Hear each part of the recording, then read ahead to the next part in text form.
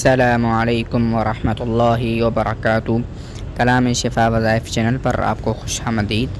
آج میں آپ کے سامنے رزق میں اضافے کا وظیفہ نمبر 2 لے کر حاضر ہوا ہوں۔ کل پہلا ویڈیو ڈالی تھی، آج دوسری ویڈیو وہ بھی رزق میں اضافے کی ہے، اور یہ بھی قرآن اور حدیث سے مسند وظیفہ ہے۔ اس پر انشاءاللہ اگر آپ نے سچے دل سے عمل کیا تو انشاءاللہ العزیز آپ کے اوپر خدا کی طرف سے رزق کے دروازے کھول دیے جائیں گے۔ عمل بہت آسان ہے۔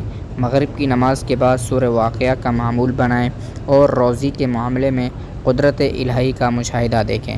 یعنی مغرب کی نماز کے بعد روزانہ بلا ناغہ سورۃ الواقعہ پڑھیں، جو کہ میرا بھی معمول ہے الحمدللہ سے۔ سورۃ الواقعہ پڑھیں، اس کے بعد اللہ کے حضور سچے دل سے دعا کریں کہ یا اللہ ہمارے کھانے پینوں میں، ہماری روزمرہ کی معمولات میں اضافہ فرما۔ یعنی ہم جتنے بھی روزگار کے ذرائع تلاش کرتے ہیں یا جتنا بھی ہمارا روزگار ہے اس میں آپ اضافہ فرما دیں۔ انشاءاللہ العزیز آپ اپنی آنکھوں سے خدا کی برکت کا مشاہدہ کریں گے۔ کھانے پینے کی اشیاء اور روزی کے دیگر چیزوں کو ضائع نہ کریں۔ جو رزق ملے اس پر اللہ تعالیٰ کا شکر ادا کریں۔ یہ اس وظیفے کو بابرکت بنانے کے لیے ایک شرط کا ذکر ہے کہ آپ کے پاس جو رزق موجود ہے اس کی آپ نے ناقدری نہیں کرنی۔ یعنی جتنی آپ کے اللہ نے آپ کے مقدر میں روزی لکھی ہوئی ہے وہ تو آپ کو ملے گی۔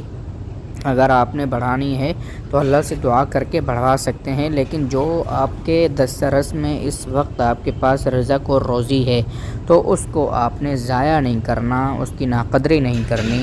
اگر آپ نے رزق کی ناقدری کی تو پھر اللہ کی لاٹھی بے آواز ہے، پھر آپ سے یہ رزق بھی چھین لیا جائے گا۔ پھر آپ چاہیں جتنے بھی وظائف کرتے پھریں، لیکن اصل میں یہ ہے کہ اگر آپ نے آپ کے موجودہ رزق اور روزی کی آپ نے جو ہے قدردانی کرنی ہے۔